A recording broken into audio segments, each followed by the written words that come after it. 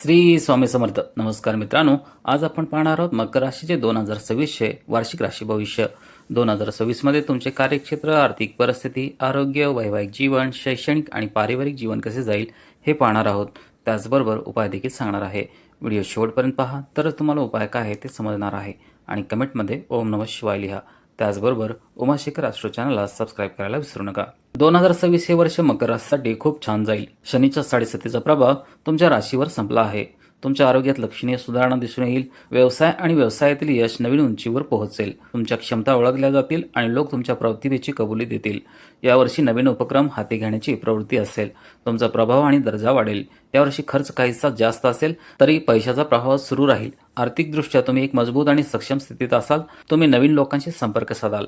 विद्यार्थी त्यांच्या अभ्यासापासून नक्कीच विचलित होतील. यावर्षी तुम्ही काहीतरी सृजनशील विचार कराल. व्यवसाय आणि व्यापारात नवीन करण्याचा प्रयत्न करण्याची तुमची इच्छा असेल. तुम्ही जुने कर्ज फेडण्यासाठी सर्वतोपरी प्रयत्न कराल. मी तुम्हाला एक सल्ला देत आहे की यावर्षी कोणालाही पैसे उधार देऊ नका. जर तुम्हाला व्यवसायासाठी पैसे उधार द्यायचे असतील ते अत्यंत सावधानीने करा आणि पोस्ट डेटेड चेकद्वारे परतफेड करून घ्या. किरकोळ बाबीवरून भावंडाशी वाद होतील आणि विभाजन आणि मालमत्तेशी संबंधित वाद उद्भवू शकतात. नोकरी करणारे लोक त्यांच्या कामाकडे गांभीर्याने आणि समर्पणाने पाहतील. जरी आव्हाने आधीच अस्तित्वात असतील, तुम्ही त्यांना धैर्याने तोंड द्याल. तुमचा यशाचा दर चांगला असेल. जर तुम्ही सरकारी नोकरीत असाल तर तुमचे वर्चस्व आणि प्रतिष्ठा अबाधित राहील. न्यायालयीन वादामध्ये परिस्थिती अनुकूल राहील. प्रलंबित सरकारी बाबी किंवा प्रकरणे एखाद्या प्रभावशाली व्यक्तीच्या मदतीने सहजतेने आणि सुरळीतपणे हाताळली जातील. यावर्षी गोपनीय माहिती उघड होण्याचा धोका आहे. सामाजिक आणि राजकीय क्रियाकलापासून दूर राहा, अन्यथा तुमची बदनामी होऊ शकते. वारंवार विनंती केल्यानंतर तुम्ही एखाद्याला उधार दिलेले पैसे तुम्हाला मिळतील. बांधकाम कामाला वेग येईल. 27 जुलै ते 11 डिसेंबर दरम्यान शनीच्या वक्री गतीमुळे तुम्ही स्वतःला त्रास आणि अडचणीने वेढलेले आढळाल. जर तुम्ही सरकारी नोकरीत असाल तर तुम्हाला तक्रारी येऊ शकतात. अनोळखी आणि अपरिचित व्यक्तीपासून अंतर ठेवा. आर्थिक बाबीबाबत सावधगिरी बाळगणे आवश्यक आहे. या काळात काळजीपूर्वक वाहन चालवा आणि तुमच्या मुलांच्या प्रत्येक हालचाली आणि कृतीवर लक्ष ठेवा. काहीतरी हरवण्याची शक्यता आहे. तुमचे स्वतःचे लोक तुमच्यावर विश्वासघात किंवा फसवणूक करू शकतात. घरासाठी नवीन वस्तू खरेदी करणे शक्य आहे. तुम्ही मित्र आणि सहकाऱ्यांना मदत करण्यास नेहमीच तयार असाल. शारीरिक आरोग्य. यावर्षी तुम्ही शारीरिक आरोग्य आणि आरोग्याच्या बाबतीत भाग्यवान असाल. सौम्य चढ उतार आणि हंगामी आजार असतील. सर्दी, खोकला, फ्लू इत्यादी आजार एप्रिल 2026 पर्यंत टिकू शकतात. वर्षाच्या सुरुवातीला 4 ग्रहांची युती 12व्या घरात आहे, ज्यामुळे प्रवासादरम्यान शारीरिक अस्वस्थता येऊ शकते. तुमचा आहार, योगासने, व्यायाम आणि औषधे यांची पूर्ण काळजी घ्या. हृदयरोग, मधुमेह, रक्तदाब इत्यादी दीर्घकालीन आजारांसाठी नियमित आरोग्य तपासणी करा. 27 जुलै ते 11 डिसेंबर दरम्यान कुटुंबातील कोणीतरी आजारी असेल आणि रुग्णालयात दाखल होण्यासाठी बराच पैसा खर्च होऊ शकतो. व्यवसाय आणि पैसा. यावर्षी तुम्हाला व्यवसाय आणि व्यापारात सातत्यपूर्ण यश मिळेल. विस्ताराच्या योजनांवर काम सुरू होईल. तुमची राशी यावर्षी 3ऱ्या घरात आहे. तुम्ही उत्पादन आणि कामाच्या गुणवत्ता या दोन्हीवर लक्ष केंद्रित कराल. तुम्ही मार्केटिंगसाठी देखील प्रयत्न कराल. तुमचे जनसंपर्क वर्तुळ आणखी विस्तारेल. व्यवसाय, काम आणि उपजीविकेतील तुमची कामगिरी उत्कृष्ट असेल. तुम्ही प्रत्येक बारकाव्याचे अत्यंत काळजीपूर्वक आणि गांभीर्याने मूल्यांकन कराल. तुमच्या भागीदार आणि कर्मचाऱ्यांच्या प्रत्येक कृती आणि क्रियाकलापावर लक्ष ठेवा. कामावर तुमचे दयाळू वर्तन आणि उदारता तुमच्या शत्रूंनाही मित्र बनवेल. 2 जून ते 31 ऑक्टोबर दरम्यान तुम्हाला व्यवसाय विस्तारासाठी कर्ज घ्यावे लागू शकते. कामावर तुम्ही तुमचे ध्येय सहज साध्य कराल. यावर्षी जास्त आर्थिक जोखीम घेऊ नका, अन्यथा तुम्हाला परिणामांना सामोरे जावे लागू शकते. जमीन, इमारती आणि भूखंडाच्या देखभालीवर खर्च येईल.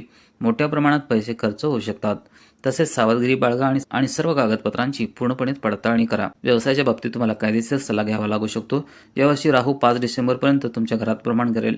संपत्ती जमा करणे महत्त्वाचे आहे. टंचाई असेल आणि पैसा वेगाने खर्च होईल. तुम्ही तुमचे पैसे सोने, चांदी, शेअर्स इत्यादीमध्ये गुंतवू शकता. तुम्ही जितके कमावाल तितकेच तुम्हाला मिळेल. कौटुंबिक जीवन. यावर्षी घर आणि काम यांच्यातली तुमची केमिस्ट्री उत्कृष्ट असेल. तुम्ही दोघांमध्ये चांगले संतुलन साधू शकाल. वर्षाच्या मध्यभागी पती पत्नीमध्ये कधीकधी किरकोळ वाद होऊ शकतात, जे वेळेत सोडवले जातील. मुलांच्या चिंतेमध्ये त्यांचे करिअर, लग्न, अभ्यास, महाविद्यालयीन प्रवेश, विषय निवड इत्यादींचा समावेश आहे. 27 जुलै ते 11 डिसेंबर दरम्यान सासू, सून, वहिनी यांच्यात वाद होऊ शकतात.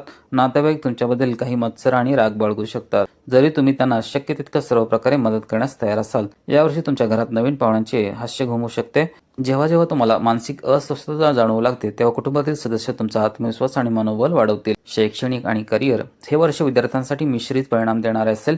5व्या घरात उच्च चंद्र असल्याने अभ्यासाची महत्वाकांक्षा प्रबळ राहील, परंतु काही कारणास्तव अभ्यासाकडे कल वाढू शकणार नाही. 2 जून नंतर उच्च गुरु अभ्यासात अनुकूल निकाल देईल. निकाल अपेक्षेनुसार आणि कठोर परिश्रमानुसार असतील. विभागीय परीक्षा, नोकरीशी संबंधित परीक्षा, मुलाखती इत्यादीमध्ये यश मिळण्याचे संकेत आहेत. नोकरी आणि नोकरीतील परिस्थिती कधीकधी खूप नकारात्मक बनते. अधिकाऱ्यांशी कधीकधी वाद होऊ शकतात. तुमचे बोलणे आणि राग नियंत्रित करा.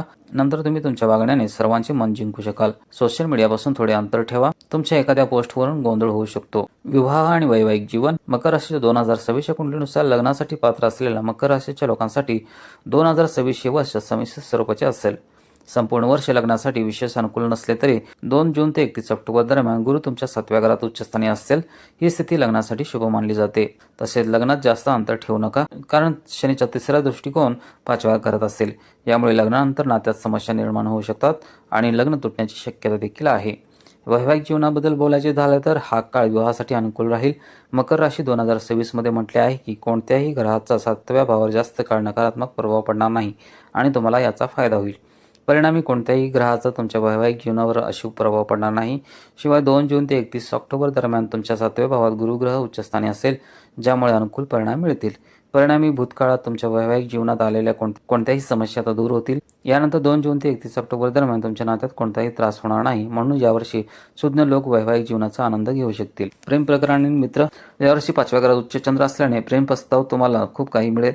यावर्षी प्रेम संबंधामध्येही यश मिळण्याची शक्यता आहे. मर्यादा आणि मर्यादेत प्रेम केल्याने तुमचे व्यक्तिमत्व उंचावेल. परंतु प्रेम प्रकरणी खासगी ठेवा, अन्यथा ते तुमच्या कौटुंबिक जीवनावर परिणाम करू शकतात.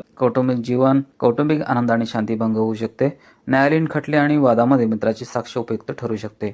कठीण आणि प्रतिकूल परिस्थितीत मित्रांनी दिलेली मदत तुम्ही कधीही विसरणार नाही. वाहन खर्च आणि शुभकार्य. यावर्षी नवीन वाहन खरेदी करण्याची शक्यता आहे. तसेच वर्षाच्या सुरुवातीला मंगळ तुमच्या राशीतून 12व्या घरात भ्रमण करत आहे, म्हणून काळजीपूर्वक वाहन चालवा आणि गाडी चालवताना सीट बेल्ट आणि हेल्मेट यासारखी सुरक्षा उपकरणे वापरा. मुलांना वाहन अजिबात देऊ नका. यावर्षी खूप खर्च होईल आणि वाढलेले खर्च व्यवस्थापित करण्यासाठी तुम्ही अधिक मेहनत कराल. मुलांचे शिक्षण, करिअर, पालकांचे आरोग्य आणि रुग्णालयावर खर्च होऊ शकतो. मादक पदार्थ आणि वाईट गोष्टीपासून दूर राहा. यावर्षी 27 जुलै ते 11 डिसेंबर दरम्यान शनीच्या प्रतिगामी काळात काही शुभ कार्यक्रमांचे नियोजन करता येईल. अनावश्यक खर्चावर नियंत्रण ठेवा. नुकसान आणि कर्ज. तुमच्या राशीवर शनीच्या 7.5चा प्रभाव संपला आहे, त्यामुळे व्यवसायात नुकसान होण्याची शक्यता नाही. तसेच विश्वासघात होण्याची शक्यता आहे. कोणावरही आंधळेपणाने विश्वास ठेवू नका, मग तो भाऊ असो किंवा भागीदार. कामाच्या ठिकाणी तुमच्या विरुद्ध काही गुप्त योजना किंवा कट रचला जात आहे, परंतु तुम्ही एकट्याने सर्व कटाला सामोरे जाऊ शकाल. व्यवसाय विस्तारासाठी योजना आखण्यासाठी तुम्हाला जमीन, इमारती किंवा वाहनासाठी कर्ज घ्यावे लागू शकते, जे वेळेवर सोप्या हप्त्यामध्ये परत केले जाईल.